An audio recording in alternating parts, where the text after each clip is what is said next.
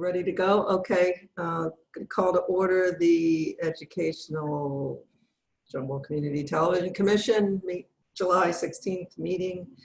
This is Kate Donahue. Let me call the roll. Jim Lang.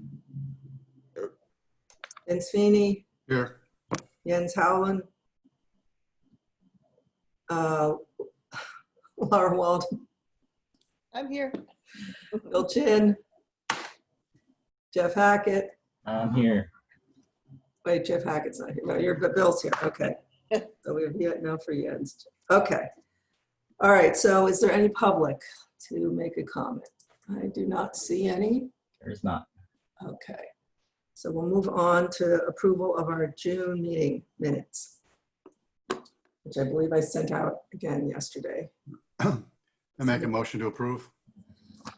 Motion by Vince. Yes, I have to second, Second. Yes, thank you, Jim. although I was not at the meeting. But you're allowed to second, right? And I seconded. Yeah, okay. Any discussion? All those in favor, aye. Aye. Oppose? Abstain? Okay, motion passes. Okay, so the 2019-2020 budget, I think I sent out the summary. Mostly because we didn't use a lot of videographers the last 3 months of the year, we came in good shape on the budget. So if anybody has any specific questions, we squeezed a little bit more capital spending in right at the end of June. To give us we got a preview of some mobile production capability at the graduation. So we liked what we saw enough that we decided we needed to get this, and it wasn't a lot of money. So, and we had money in our capital account. So we went ahead and got that in under the wire for the fiscal year. Any other questions about spending in the 1920 fiscal year? No. Okay. The budget for this fiscal year hasn't changed, so we'll start reporting that. Laura, you want to talk for a minute about this slingback? Sure. Sling Studio, sorry. Sling thing. Slingback is a shoe. Let's get this right. Yeah, we're not buying shoes for the staff. But what we decided to get is something called Sling Studio. It's a technology that basically lets us produce multi-camera remote shoots wirelessly. So if you, on the budget, the first item, it's a mobile production kit. So that comes with a backpack to carry everything, the mobile hub, which is like the brain of it. And then it comes with one camera link. We bought 2 more camera links so we could feasibly set up a 3-camera shoot remotely, which is pretty cool. The only limitation is if we don't have power, it lasts about 2 minutes. About 2 minutes, 2 hours. Sorry, the batteries on the pieces last about 2 hours. And then the iPad we need because the controller, you know, the control panel, which what would be in the switcher in the control room, is run on an iPad. So we purchased an iPad to do that, and then we also purchased an OtterBox case, which is ginormous and pretty indestructible. So we'll be able to actually replicate the functionality of a 3-camera shoot wirelessly and remotely. And it kind of opens up a lot of really cool options for us. It would be great if we can get some students involved and use this equipment to record sports if it happens. I've been contacted by the head of the football program to ask if we're able to live stream. So the answer now is yes. You know, the short answer is yes. The long answer is we could feasibly put one camera on top Katie and I have not had the opportunity to play with it and see, how far apart the cameras can be and all the permutations. But we do know now that we can record, we can record things wirelessly and remotely, which is really cool. And then we also have another piece of equipment that we bought, which is called the LiveView Solo. And we were able to live stream the reading of the Declaration of Independence from Town Hall using that piece of equipment, which is the first time we were able to live stream somewhere other than council chambers or the auditorium. So that was really neat to be able to do that. So we're starting to expand our ability to do that sort of thing. So one is, the LiveView Solo is for one camera. The Sling Studio, we can do multi-camera. So if somebody wants, say, a wide shot and then a shot on, of a speaker, or if we can do sports on top of the press box and possibly on the field. So it really opens up a lot of really cool opportunities for the station. And, again, if we can cooperate with the high school, we could potentially get some really cool opportunities for students to get some experience with some studio type equipment, doing a lot of wireless shoots, which I think is going to be a little more, which seems to be the direction that everything is moving. And all at a price tag significantly lower than what some of our in-studio equipment costs. So. And even what we had anticipated, I think, for the ability to do this, I think we thought this would be closer to like $5,000-$6,000, and it was 39. Yeah. 3,900, yeah. I mean, and that includes, the iPad and the technology. We have the cameras. So to add that functionality, I think was a really reasonably priced way to do it. So you want to roll right into the graduation, which was our sort of main programming activity?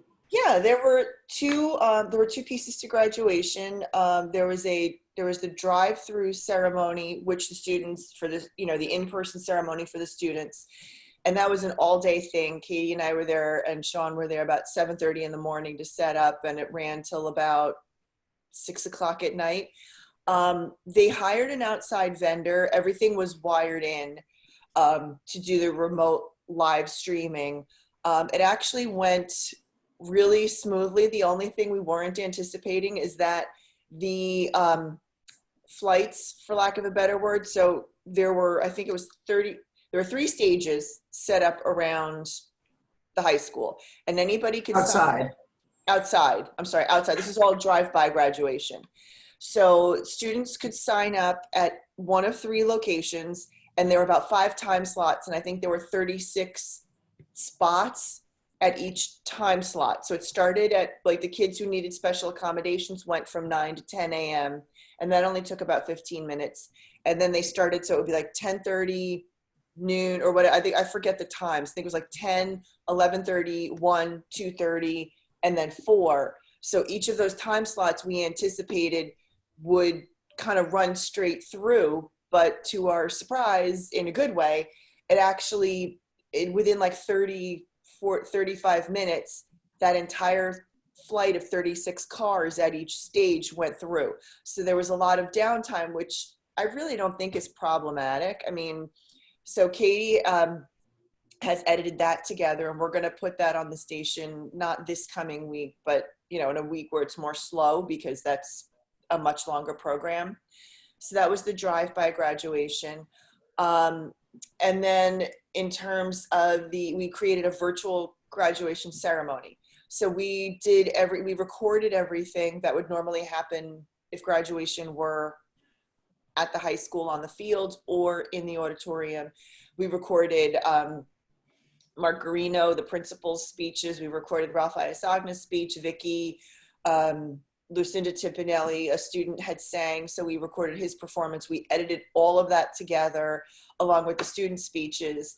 And then Sarah Scrafani over at Trumbull High was incredibly helpful getting us PowerPoint slides of all the graduates with their names. So we edited all those together. We had this principals come in and recorded them reading the names. And then Katie synced up the names to all the pictures. So it looks like a real graduation, except the kids didn't walk across the stage. So we were able to put that together too. So that was our graduation programming.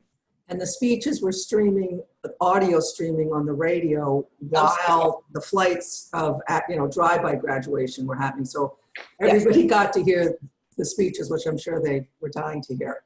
Actually, the feedback I got, a friend of mine, her older son graduated, and she said that it was really nice because they were able to actually focus on the speeches because they were in the car and what else are they going to do while they're waiting for their turn? So they actually got to hear it, whereas if you're in the stands, it's kind of easy to sort of, look for your kid, check out all the mortar boards and how they're decorated. But it was a fun day. It was nice to see all the kids, everybody. It was actually like a party. It was festive. Everybody's wearing leis. They gave the kids a lot of, black and gold swag and a mask with the Trumbull Eagle on it. So everybody seemed like they were in a really good mood. And, Mark said he only got one complaint that one child wasn't recognized for their upcoming, entry into the service. But I mean, the feedback that I had heard was really positive. That's just a gigantic production to pull off. It was a lot, and it was another really short turnaround with a lot of moving parts and 2 outside vendors, and yeah. But that's where you saw the Sling Actually, studio. no.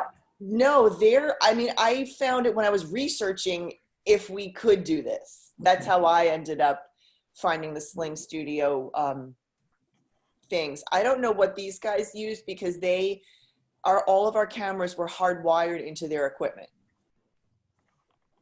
which I think was smart because if anything went down, and that's another reason why, we were going to try some things, but we didn't really feel that was the appropriate venue to beta test something. So questions from anybody? Well done. Thank Yeah. you. Really good Yeah, job. I mean, thank you. It was a lot more fun than we had anticipated. I mean, I spent a lot of time basically circulating the grounds, making sure people weren't dehydrating and overheating because all the administrators were in robes.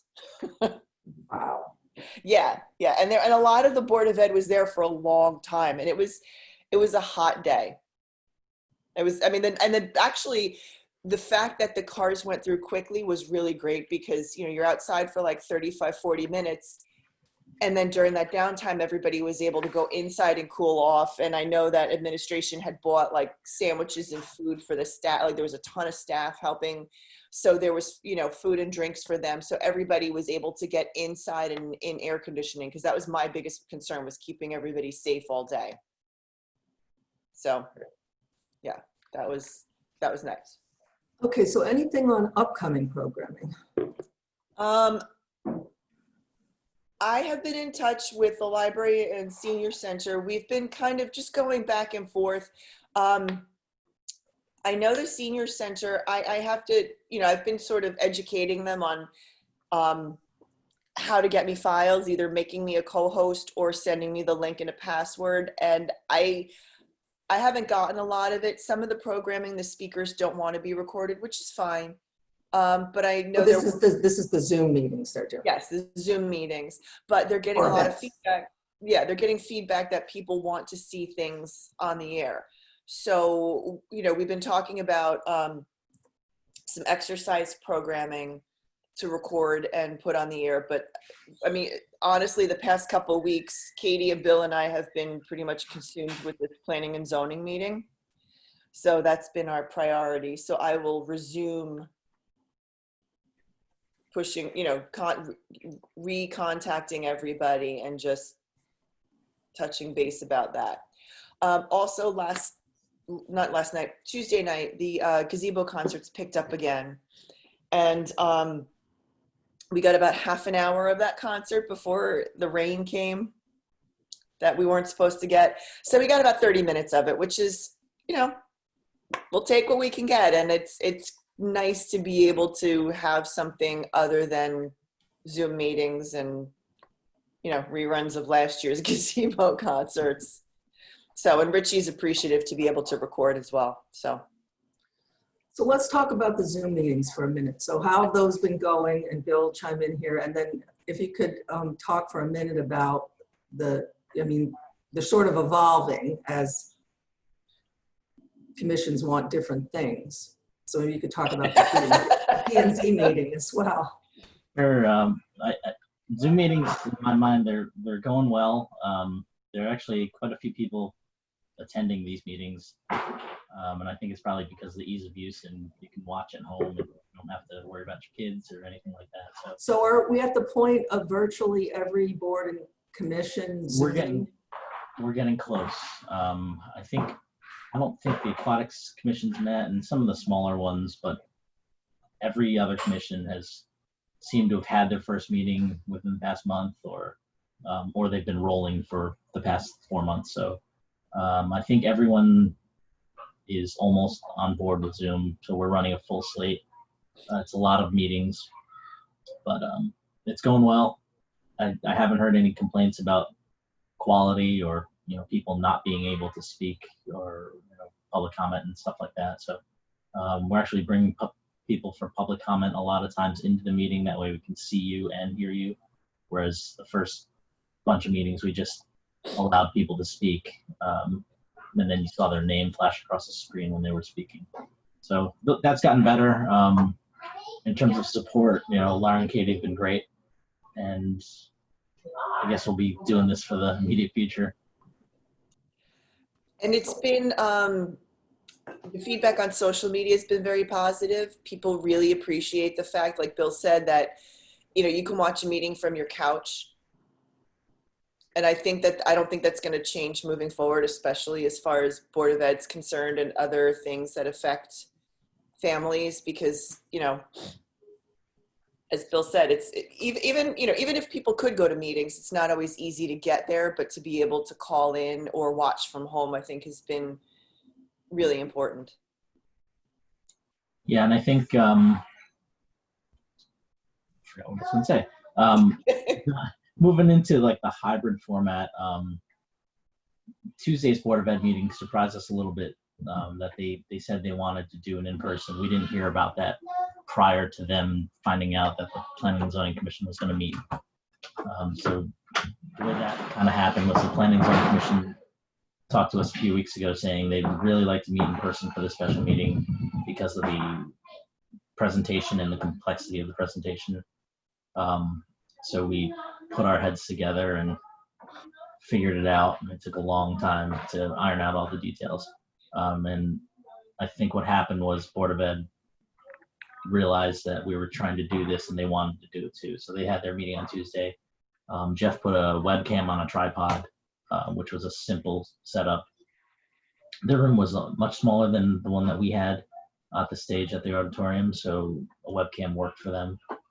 We hooked in one of TCTV's pro level cameras, and I borrowed a web streaming device from a friend, which is good. I'm trying to look to see if I can buy it, and it looks like they're all out of stock everywhere because everyone in the world is doing web streaming stuff. So I'm going to start looking at that. But the audio wasn't good. The Board of Ed audio was Yeah. tough. They were basically just using, I guess, the webcam or the webcam speaker element or the laptop speaker element to capture that audio. So it was hard to hear at some points. And I did see a few comments online about that. Last night's meeting, I haven't seen anything about last night's meeting. I got home really late and went to bed, but No, I heard that you could hear everything. That yeah, the audio was really good. audio was really good. We had the microphones plugged into the audio board through XLR to the camera and the web streaming device. So you were getting direct live feed from those devices, and the audio was crystal clear. I watched a few minutes of it last night when I got home just to see how it looked on Facebook and the recording, and it was really, really good. So we should be making sure that we're writing down the procedure and the, everything that we did to get the results that we wanted. And maybe offer it to the Board of Ed as well. Because there's, I think it's possible to create consistency across. I mean, Bill, you control the vast majority of the meetings, but not Board of Ed. So from the standpoint of the town government, right? We should be trying to help make sure that there's consistency in the quality. And if it, doesn't, at some level, it doesn't matter if the video is good, if you can't hear what's going on, you can't hear what people are saying, it makes it very difficult to, have a lot of value in content. Yeah, Katie and I were talking about that last night at the meeting. So that was our plan, was to write it out just so that we had it for when we needed it. It's not a difficult setup, but it's a lot of moving parts. So, the audio was critical to that whole piece last night.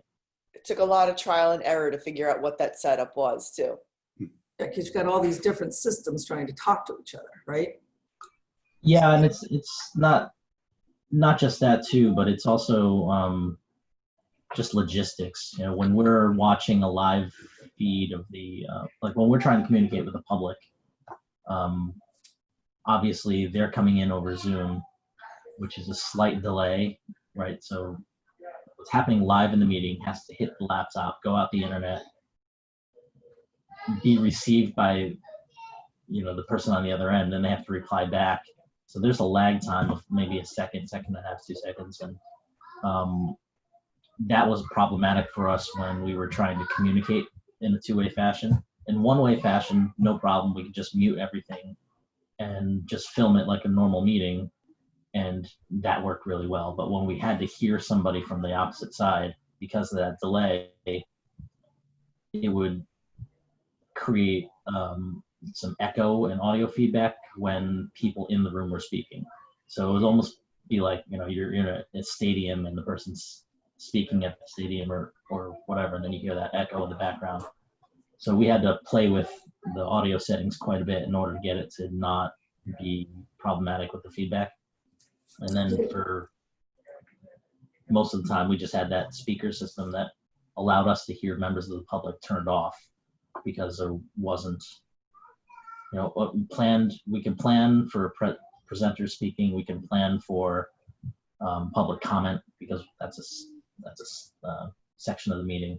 What we really can't plan very well for is other panelists or other commission members just speaking off the cuff, because I have to control that audio, otherwise you get that reverb. So it was a little hiccup, little speed bump that we had to get over, but luckily most of the people were in the meeting last night. There was only one commissioner that was remote, and then I think 2 or 3 speakers, presenters who were remote, and that was planned, so we made it by. I feel like we're, learning at the speed of sound right now. So, but I think making great progress in terms of what we can do. And, I love the way the station and Bill are working together. I'm really happy about that. So I don't know, Laura, you're on mute. Yes. Okay. Okay. Yeah. I'm wondering, I still don't see Jens on the call. So if there's any of the technical items that you can speak to. I can try. The encoder, I mean, we do need the encoder replaced, because that's the piece of equipment that not only records when we do a 3-camera setup in the studio, but it also pushes the signal out onto the station live, like for instance, the election night debates and the election results show. So when we go live from the studio, that's the piece of equipment that pushes it. So we do need that. I think that we're now that we're in the new fiscal year, I think we've got the money to do that. So Yeah, and that's why I pushed for the Sling Studio purchases to happen in the prior fiscal year, just so yes. it wasn't like we had, I wanted to get that in the prior year before this new year came along, because I knew this encoder needed to be replaced. Yeah. Okay. So we have. Because I know Jens had some questions. He felt we could do better price-wise and in terms of installation.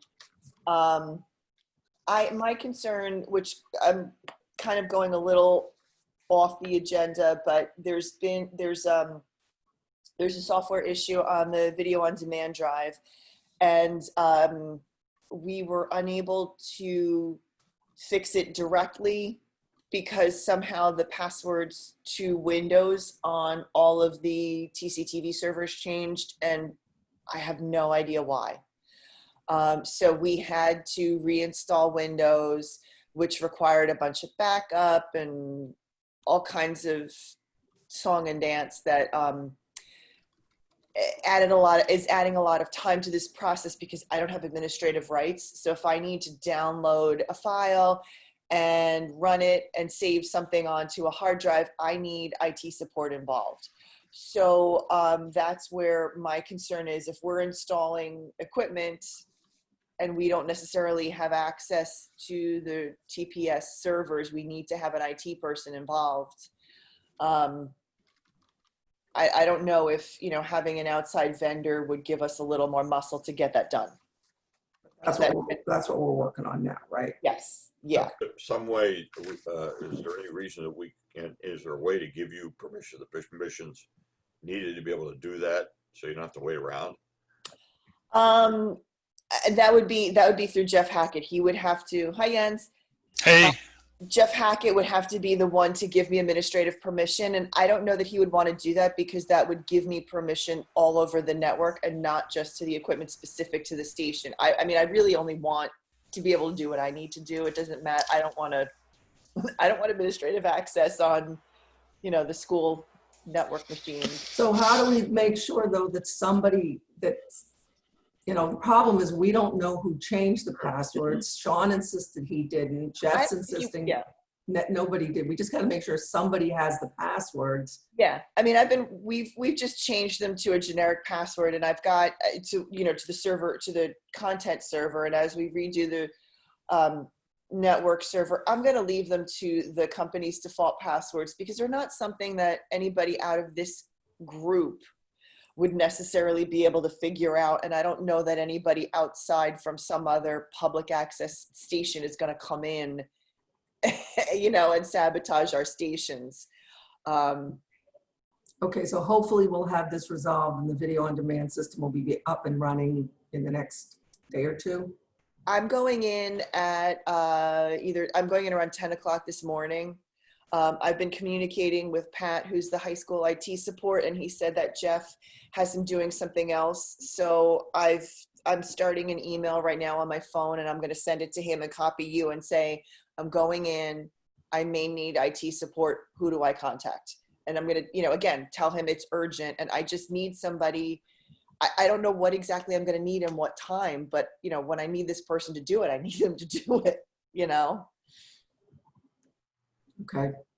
So that's where we're at. I'm hoping to get, I'll get that email out shortly. So that's where the server situation is. Okay, next on the agenda is streaming capability. I think we talked about that as far as the LiveView Solo. I mentioned that a little bit earlier with programming. Bill's team at Town Hall was really helpful. We were able to live stream the reading of the Declaration of Independence. So we have a piece of equipment to live stream a one-camera shoot from wherever we have Wi-Fi access onto Facebook. So like I said, as long as we have Wi-Fi, I think the access point is another technical item. So when we get to that, we can talk about that. But like I said, we had Wi-Fi access and we're able to do that. We were asked to live stream the NIA flag rededication, but I only was given like 48 hours notice. So we were also requested to record the high school senior fly through, again, with 48 hours notice.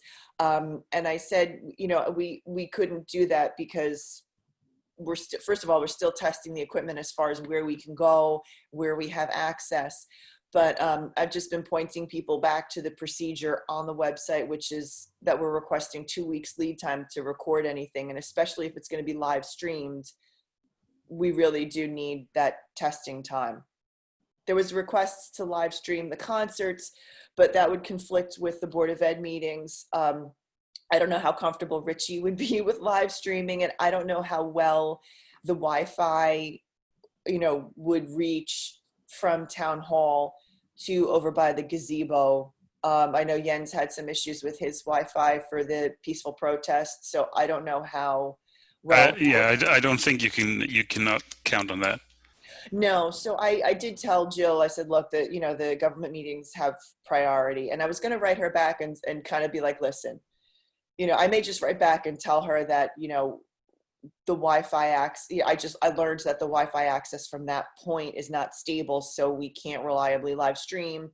So, but because they're Tuesday nights, if they happen on Tuesday, we record them and put them on the air on Thursday. But we're, again, this is all stuff that we're working out. The LiveView Solo works great when we've got Wi-Fi access. So that would be another thing to start to build out, to say, okay, let's start the list of all the Yeah. places that we've tried to use this. Where do we Right. know it works? Where do we know it doesn't? Or, will we need additional Wi-Fi access or cellular access points? So trying to build that spreadsheet so that, Yep. when people ask whether it's a place we already know we can do Absolutely. it. I mean, the intent was to be able to live stream meetings outside of council chambers, because we were, But still in the building. Yes, because that Yeah. still will work, because if we're inside town hall, then whoever it is easily going to get on that Town of Trumbull guest access. It's just outside, physically outside and in other buildings. I mean, we know we've been working with Pat, and I'm going to loop Jeff in on that at a later point too, in the high school, of getting that the LiveView Solo unit on the high school network. For whatever reason, it's moody. The Wi-Fi access at the gazebo area could be fixable. We do have a stronger access point right now that we temporarily use from the 4th of July event. It's not a huge problem to do that, but we're not quite ready to put that in full time right now. How And far I'm away okay are we with- from getting an access point like a Verizon thing we talked about?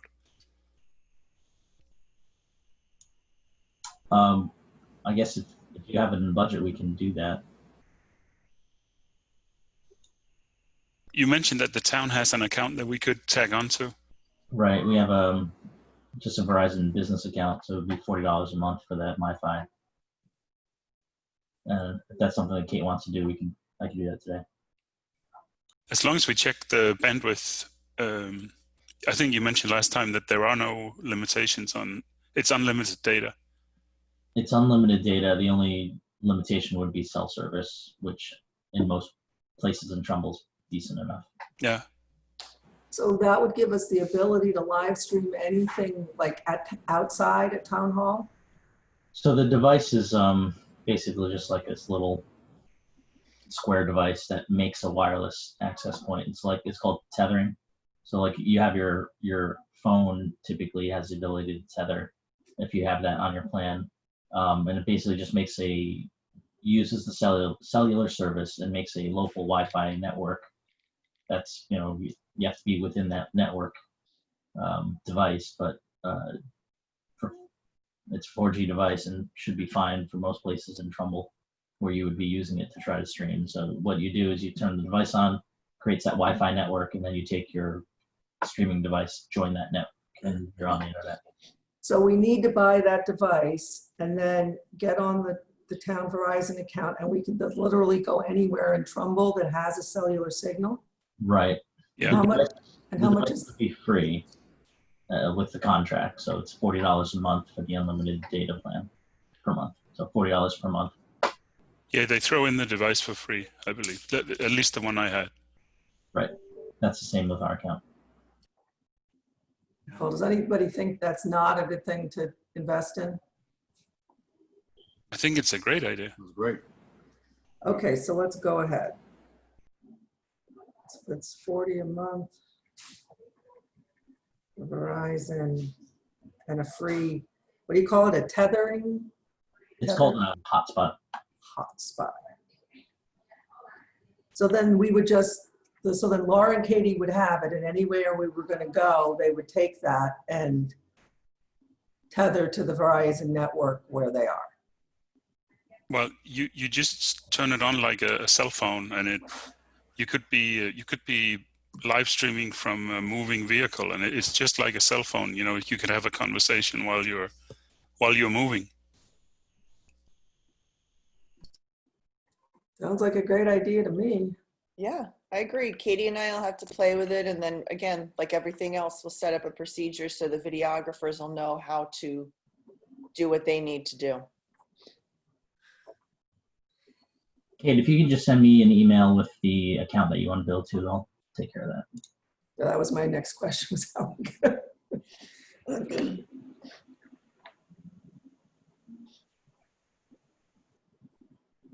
Okay, I will definitely do that. Okay. All right, so let's see, where else are we? Okay, so I'm sorry, go ahead.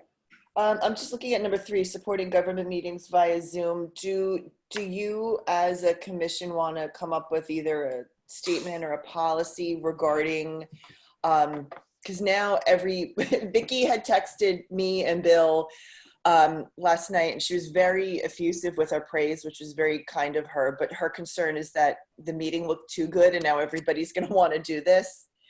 And I'm sure Bill has already heard rumblings, and as you know, the BOE went ahead. So I don't know if you as a commission want to either craft a position or a policy for doing this. I know Vicky had said that land use boards their meetings are different because that becomes part of the legal record. And again, as Bill said, the complexity of the application was part of the reason why they wanted to meet in person.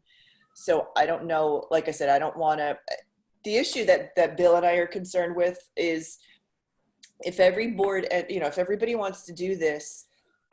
Just explain what this is, just so we're all Okay, on the so same- last night at Planning and Zoning, I would say I think between Bill, Katie, myself, Everett, Jens, everybody who is involved. Bill, would you say that we put about easily 100 hours worth of planning into how to set this up?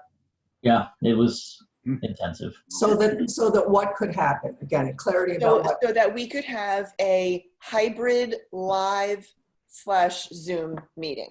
So there were all these, as Bill said, there were so many moving parts. So we had. Just stop for 1 second. So Okay. let me just explain to you guys. So the commission was live at Trumbull High Yes. at tables 6 feet apart. There were also other people in the audience, in the auditorium, socially distanced. They had a presentation from the apartment people. So there was a PowerPoint and I'm assuming spoken, somebody narrating from the development company. And there was public comment coming in via Zoom. So that's the complexity of what we're talking about. So, Right. So, and all streaming live, yeah. right? So in addition to all of these component parts, somebody, and a lot of it fell, and Kathy McGannon was incredibly helpful as well. So some of the things that we sort of figured out on the way, and these are all just logistic things. Somebody has to reserve the auditorium. And I know that Ralph, when we were setting up on Monday, was asking Kathy who's going to pay for this.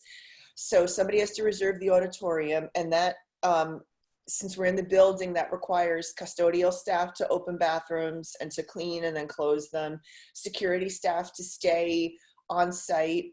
I don't know who's paying him, but Everett Rendy ran the soundboard, so he had to be there. He would to run the board, and he's got to get his time. He needs to be paid for his time. So that's 4 things that are outside of TCTV. We like, meaning Bill and the station, we need to know how the room is going to get set up, what's involved. The biggest challenge was the audio feedback, because as Bill said, there's about 1 to 2 seconds between us talking and when it gets live streamed out. So we had to figure out how to, because Zoom is created for all of us for what we're doing now. Everybody's sitting at home, meeting together. It's not meant to, to be recording people live on a stage and then looping in viewers from home speaking as well. So there's a lot of moving parts. And we're sort of, I mean, we're kind of breaking, you know, we're kind of breaking what Zoom was intended for. You know, we're sort of like MacGyvering it. So, and again, and the thing is, you know, for planning and zoning, that's one meeting. If every board and commission wants to do this, I don't know when Bill's going to be home to have dinner and tuck in his kids. You know, so Bill will have to be there. Katie or myself will have to be there. Everett will have to be there if it's in the high school auditorium. So that's, you know, 3 people who have to be somewhere. And then all these other, you know, all these other people who are involved to maintain the high school and so on and so forth. So it's not, you know, it's just getting all these people and all these moving parts. So would every meeting that would be done that way require 100 hours of total time to set it up? Excuse me. Well, no, because we didn't know how to set everything up. I mean, that was just figuring out how to get it done. Okay. Oh, well, no, but you know now how to set it up in the auditorium. That's one room. You know how to do this. Right. And it's still, you know, even to set it up, it's still going to take time, and it's going to depend on how many people. Like, for instance, town council, we could never make work. There's 21 people. There were, planning and zoning has 5 commissioners and 3 alternates, but then we also had the town planner and the town attorney. So depending on the size of the board or commission, you know, the auditorium may not be enough space to safely keep everybody on stage. So I guess my question is, are we the arbiters of what's a safe setup? I think that's the question, because it's sort of, you know, I don't know. I mean, that's kind of the concern that I have, is I don't want to set the precedent, you know, and it also, I wouldn't want to put out a video that doesn't promote safe distancing either. Yeah, I think That's kind of saying that we're okay with that. the first selectman's office would probably be the one to make the ultimate decision. And we work closely with them throughout this whole presentation, telling them, you know, what was going right, what was going wrong. And so I know that safety was a big concern for them. The thing is, though, that 87% of the parents in Trumbull are in favor of opening the schools in early September. Which astonishes me. So it's totally nuts, in my opinion, but it sets a precedence that, of course, if you could have 1,000, 18, how many students are at Trumbull High? 1,800? 2,200 something. All like right, close. 2,200. Yeah, 2,000. That you cannot have, you know, 10 people in, or at town hall, even in the council chambers. There shouldn't be, if the school's open, the logical thing after that would be that the town council chamber's open. I don't see why the kids would be, why there would be a difference. I understand what you're saying, Jens. I think, well, part of it, I know there was a lot, not to debate the survey, but I don't know, a lot of pushback. They were only allowed to say yes or no. You know what I mean? Like, either as far as, are you comfortable sending your kids into school? I'm sure there's a lot of nuance in that 87%. But the other thing too is that the irony is that, you know, we're creating these in-person meetings, and a lot of the commissioners, I mean, again, my parents are in their 70s and I'm concerned about their health and safety. A lot of these commissioners are my parents' age, and I'm not comfortable. You know what I mean? It's like asking them to put themselves in a situation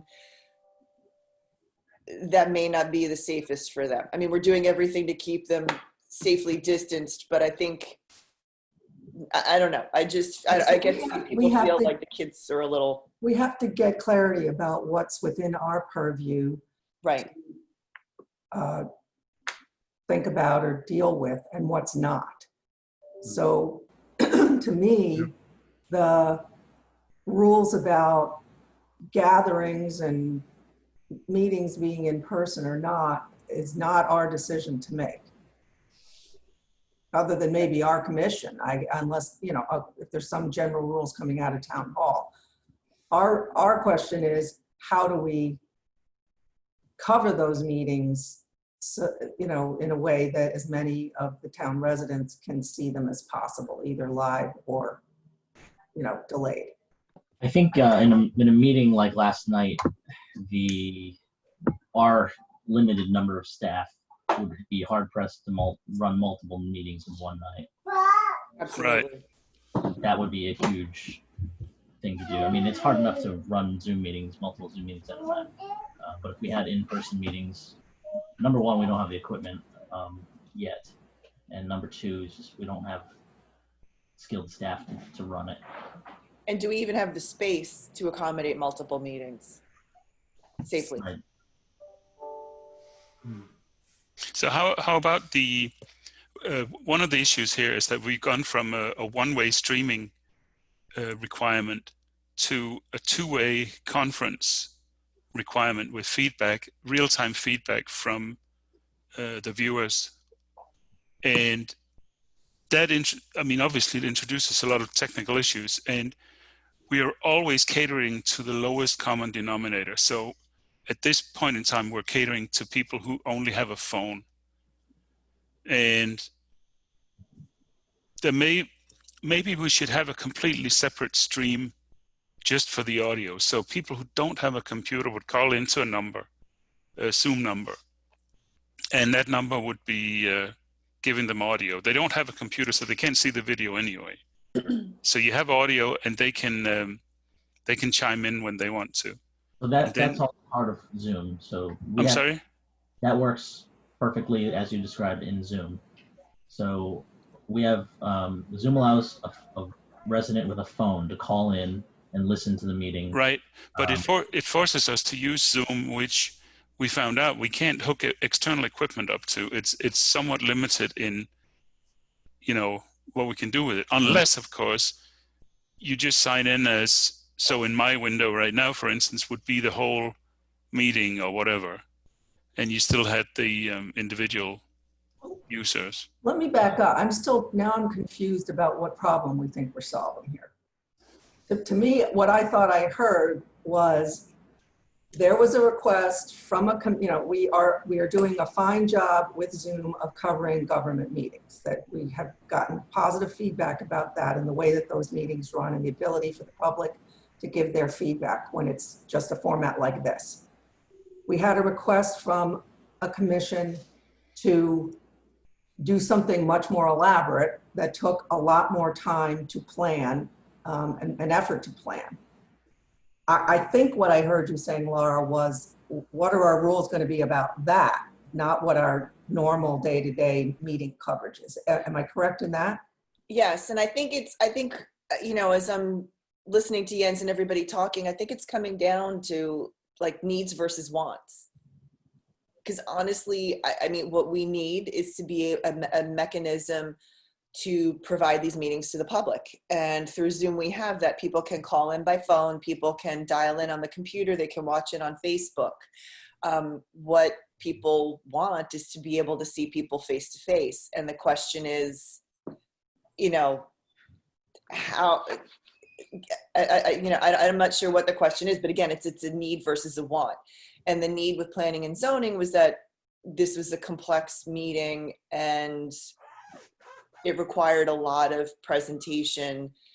But like I said, the impression, and I may be misspeaking, but the impression that I'm getting from some of these requests is that it's not necessary, but it's just easier for somebody to go to a room and sit in a meeting than to dial up. Well, I think part of the Go ahead, Bill. part of the issue is some people are comfortable with technology and some people aren't. So I think that's playing a big factor in which boards and which commissions are requesting in person, which aren't at this point. And I guess we'll see what happens now that people know that we can do it. See if that opens more requests to having an in-person meeting. I think there are a lot of people that are still apprehensive about being in a room. I know last night 2 commissioners said they didn't necessarily feel safe, or they were just trying to be cognizant of their safety, and that's 2 people, and there were 9 people on stage. So I think it's a little bit of everything, and we'll have to see where the next request comes from, and figure out if we can do it. So, So- but is it our decision to decide that? I don't think so. I think it's the I first selectman's office to make the decision, but I think we also have to be prepared to provide the staff. So if 5 commissions all want meetings on the same night, we can't do that. So it's going to be, Should we be telling the town that these are the limitations that we have? Kind of like set the guidelines? Because yeah, we were able to do a meeting last night, with 100 manpower hours, but that's not the norm. And we certainly wouldn't want to do that for every meeting. yeah. And I think at this point, we understand, First Selectman's office understands that the limitation is currently quality audio to make it sound good. That can happen in one location right now. A good video camera, which we have, that can hook into a computer. If I borrow the $500 device, $600 device from my friend to make that work. Sure, we could do it on a webcam, but you won't be able to zoom and the quality is not going to look great. So I think right now, So does somebody need to get the $500 or $600 piece? Of so I started looking at it last night while I was in the meeting, and it's sold out everywhere that I can find it. It's a nationwide back order on the device that we're looking at, that we used last night. I have those. I have 2 of them. I mean, not that it matters because we still need to buy one. But if that solves the problem, was that the Blackmagic box you were talking about? The web presenter is what we used, and my friend said he has 2, so he said we could borrow it for as long as in the meeting he's not using That has FireWire out, not USB. it's USB. Oh, it's USB. Okay. The one that we used last night was USB. But I want to bring up again the fact that for I don't know how long, 6 months at least, we've been streaming we've been live streaming town council meetings, and there has been no public input to those meetings from online, right? That's not true. The No, comments not have been true. turned off. No, well, during public comment, residents are allowed to speak. During the normal meeting, they're not, just like in a regular. Right. But I meant from remote, people sitting at home. Absolutely. People remotely on the phone or on their computer remotely can speak. But No, they can't put comments on Facebook. We have turned the Facebook comments off. Yes. Or that's- pulling them down. But You can't before block them. we started using Zoom for the town council, we were using Facebook, and when we were using Facebook, I don't recall anyone commenting because you simply couldn't dial into it, right? So, did we take comments at all before we started going? So you're talking about 2 separate things. So Facebook is the way Facebook has always worked. So on the TCTV Facebook page, you can comment. No one's going to see it because we're not looking at it in the meeting and it's not part of the official record. So in-person meetings a year ago when we were streaming, people can comment on that and it didn't matter. They were just talking to themselves. Right, that's what I meant. There was no two-way communication. Correct. The same way now, we are preventing people from commenting in a chat on Zoom. That feature is not enabled because meetings have protocol with public comment. And so the way we're managing public comment is during the portion of the meeting where public comment is called for, people can raise their hand and indicate they'd like to speak. We then give them permission to speak. Mhm. So it's not a free-for-all during the meeting. Just like we would if you were an in-person meeting, you get to Right, speak to the But public what comment. I'm trying to highlight is that our solution has become more sophisticated by going to Zoom. And now, just to paraphrase what Vicky was saying, it's too much success and we just have too many requests because we now have these features. So if that's a requirement that people should be able to raise their hand during a meeting, which I think is a good requirement, then we need to rethink the whole thing when this pandemic is over and we go back to the TriCaster. How are we should still keep taking on public comments through and Facebook may not be the best solution for that. Zoom may have, or there are other conferencing solutions out there. I think one of the shortcomings with Zoom is the ability to connect external equipment. That's also not true. So the Blackmagic I was reading last night, supports Open Broadcaster. Yeah, of course it does, Bill, because Open Broadcaster just sees it as a USB attached camera. Anything will support that camera you connect through your friend's piece of equipment. That's the whole point. Right. So I guess in terms of online commenting, when this continues after we're back in the in-person meeting, that's a whole nother problem, I guess. If I guess the decision's going to need to be made. How much interaction do we allow during a meeting from the public, and how do we get that done if we are using the TriCaster system, which currently doesn't support that? And I don't think that's an answer that we can, you know, the boards and commissions are going to have to determine whether or not they're going to allow that before we need to address technologically how we handle that. Because if they decide to continue running the meetings as they always have, with the public comment portion in the beginning and then the meeting, then that issue may go away. Or maybe a non-issue. I don't see the format of meetings changing to allow public comment at the beginning and then not allowing the public to interrupt during the meeting. I don't know how you run a meeting any other way. Do we feel like there's going to be a wholesale movement to try to get back to online meetings? I mean, in-person meetings? I don't see in-person meetings happening for a while. That's at least the feeling that I'm getting from the emergency management people. But do you think people are going to, but the question is, do you think people are going to push for it anyway?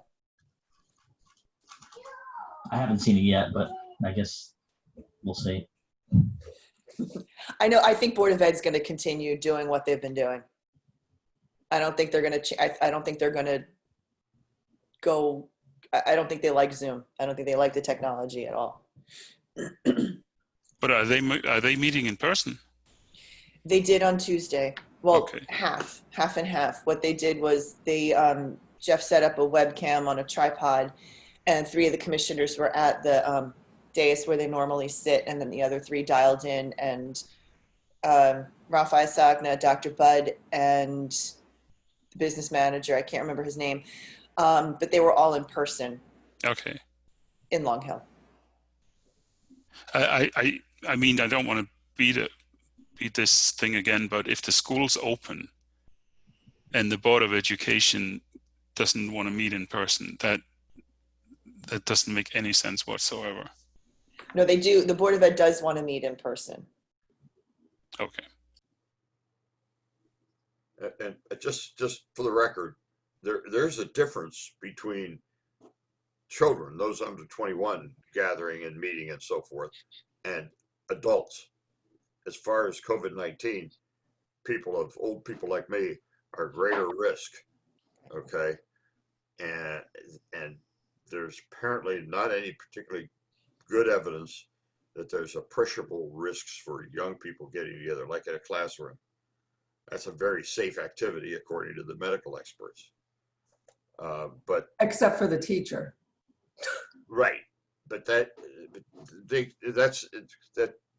ways to control that. Okay, and we've seen them in action in some of the retailers.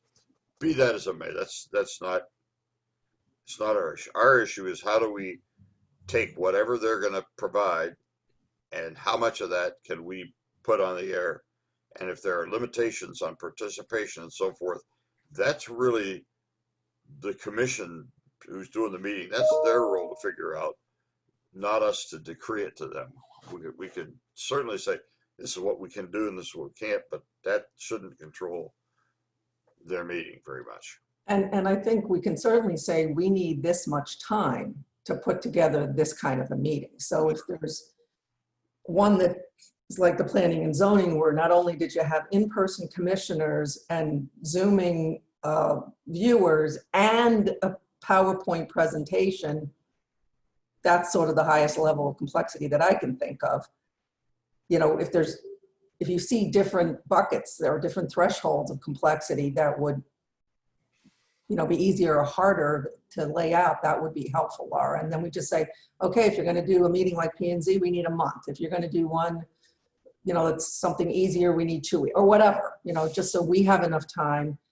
And we also have to, I think, reserve the right to say we don't have the resources to support this, because if this, you know, we start having to spend a lot of hours planning for these, we could run out of money. So I think those would be the 2 things, but I think you're gonna have to sort of see if you can draw up some parameters that, does that make sense, Jim? Yeah, to Absolutely. how much lead time we need and how much resource time you think will be required, and that there will always be a budget evaluation, you know, part of our side of it. And so I think a minimum would be 2 weeks, because Yeah, you're going to have to process the physical limitations. That's going to take time, and that shouldn't be, you know, you shouldn't I have actually to. don't think 2 weeks is long enough. So again, maybe if you could come up with some thoughts about that, like what are the 2 or 3 buckets that you could see a meeting, and Bill, please, you know, you could see these requests coming in, right? That's different than what we're doing now.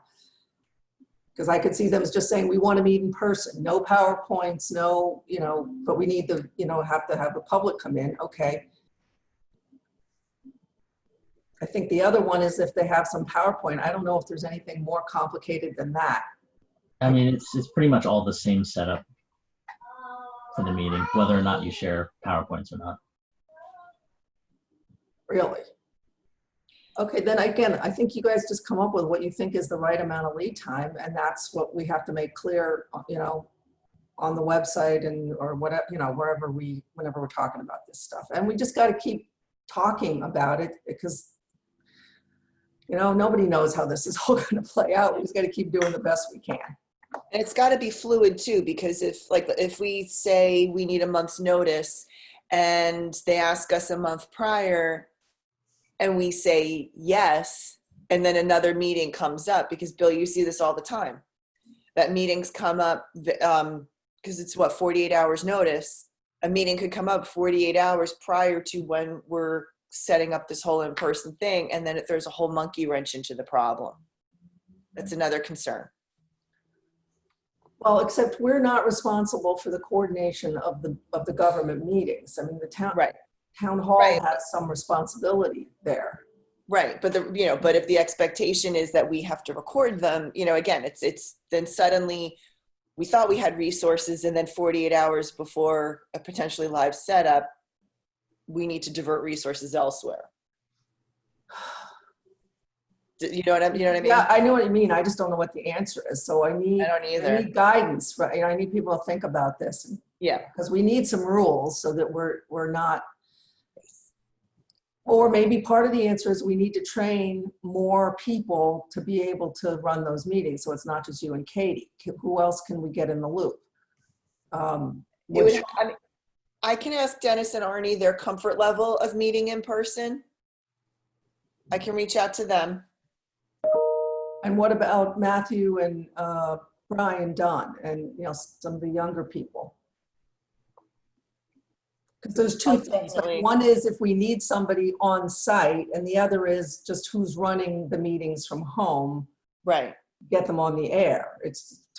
Right now, it seems like it's you, Bill, and Katie, right? So Yeah.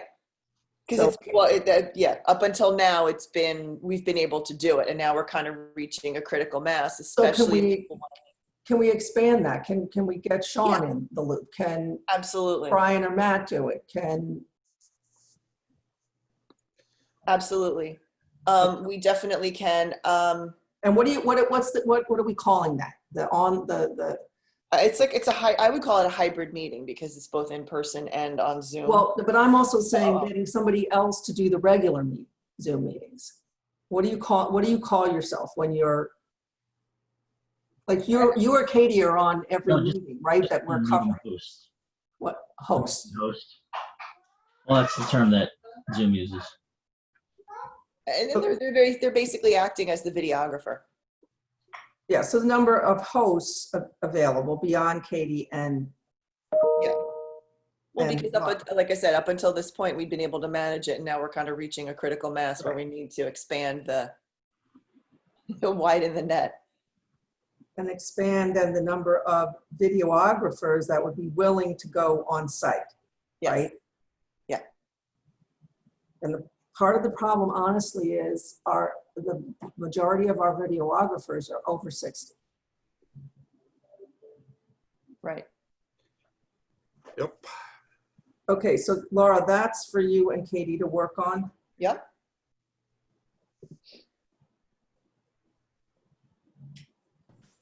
And then again, thinking of just some rules on time, you know, how much lead time do we need for meetings that aren't just regular Zoom meetings, right? Right. And could we do something where we need, I think it would be worthwhile to also have the First Selectman's office looped in so that they can determine, you know, because I just feel like we need that extra layer of, you know, authority to say, I'm okay if you move ahead with this, or I don't think this is necessary. So does that mean when you get a request to cover something that's a government meeting, obviously, Right. that you're looping back with town hall? I really think we should. I mean, I personally, I think we should because, you know, if we come up against any issues and something's not working, you know, again, we're going to do everything we can, but I'm just trying to like think ahead because like I said, Bill's been stretched in so many different directions. If he needs to be on site, you know, yes, Katie or I could run a meeting, but I'm trying to imagine, is Vicky really deciding like what meetings we're No. covering? okay. You know, I mean, just realistically, is that what she wants to be doing? Yeah, no, you're right. You're right. I get the coordination with town hall. Bill, maybe you can help us figure, I mean, who's looking, is it Kathy or Cindy keeping track, or Alicia, of all of the meetings and just keeping somebody in the loop as to what the volume is or the potential conflicts in timing? I guess we could, there isn't really a master. Right now I'm using the town calendar on the website as the master. And all of the boards and commission clerks reach out to us to say, yes, the meeting's on. And then as long as I'm not hitting more than 3, I can do all of that. Wait, so reaching out to us, who's us? So the board, they'll reach out to me and Patty Zablocki. So right now, clerks, Patty and I reach out to them to say, is this meeting still on? It's on the calendar for Tuesday. Are you still having it? Because right now the question is yes or no. Are they still having it? More and more increasingly, boards and commissions are saying, yes, we're having our meeting. So as long as right now we don't have more than 3 concurrent meetings, we can support 3 because we have 3 webinar meetings. And I've got 4 laptops, so I'm comfortable doing most of it myself as long as there's not a lot of technical needs for that meeting. So a meeting with a ton of public comment or presentation sharing, if more than one commission needs that on a given night, I can't just monitor to see what's happening. So sometimes I'll bring somebody in, or Katie and Laura have been really great about helping out too. Somebody has those special requirements for their meeting. How do you find out? How is the clerk of that commission or board communicating? Most of the time they'll tell me. They'll tell you. Last Tuesday, when my Mac died on the spot, we had a meeting say they needed all the support. I didn't know about it, and so I was dealing with public comment on one and then running presentation on the other, and I was stretched. I would have gotten somebody else to help me on that, but I didn't know. But the point I guess I'm making is that there is already a mechanism in place for us, meaning Bill/Laura, to know if a commission's needing some special support so that we can determine our ability to get it on the air. Right. And you're in the loop with Vicky on anything you think rises to the level that she might need to. So it's been, up until this point, it's been fine because we're on Zoom and I know what I'm dealing with. I guess the question becomes, and we'll have to see, is who wants more hybrid meetings or in-person meetings? Because that's a much different project. Supporting a Zoom meeting is very easy. We've got that under control. We've been doing it for 4 months now. Anything more than that is a lot more work. So that's probably, I think, the word that has to get out to the clerks. And if you're looking for more than just a regular Zoom meeting, it is 2 to 3 weeks of planning, whatever number you guys want to come up with, to make sure that we can provide the technical support needed.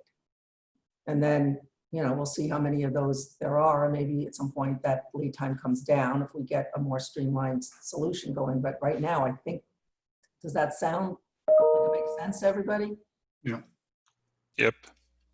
So do we, Bill, do you want us to officially communicate that to you? Even though it's partly you that I think is saying we need the lead time? I mean, I think you how just do need to how do communicate. we make this just sort of an official? I'll talk to the first selectman's office and we'll see what we want to do about communicating with the clerks on special requests.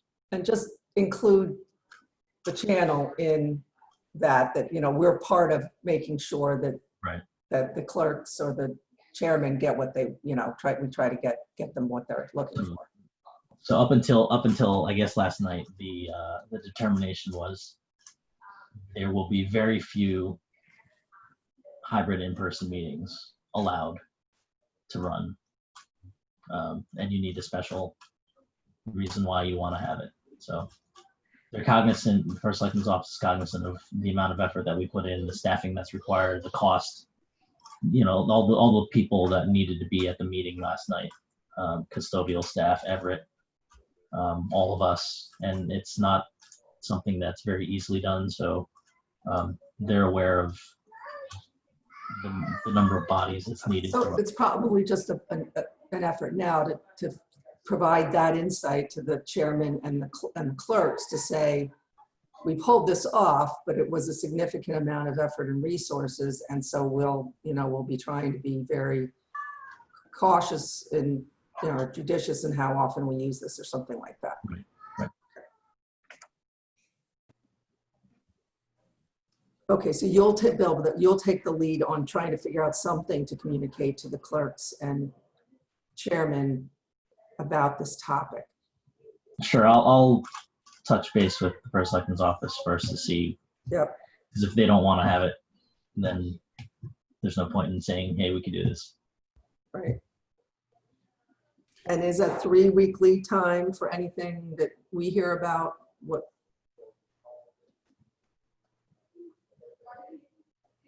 Now that we know how to set it up, I think that 3 weeks is reasonable.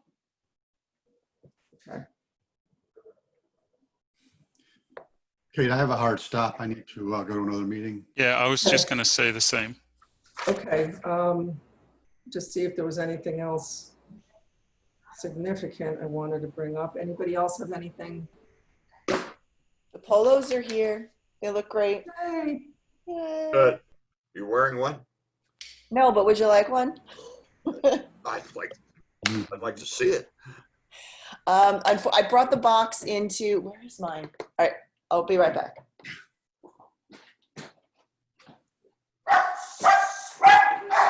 And of course, I want to make sure that the videographers are having it and wearing it, and that we're insisting on that.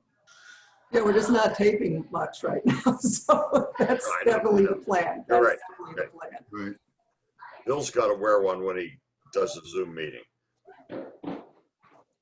That would be, he would be wearing it all the time then. I agree. Yeah, I probably need more than one.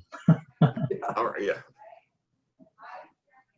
Oh, nice. Good night. Yeah, love it. Really nice. Yeah, they look great.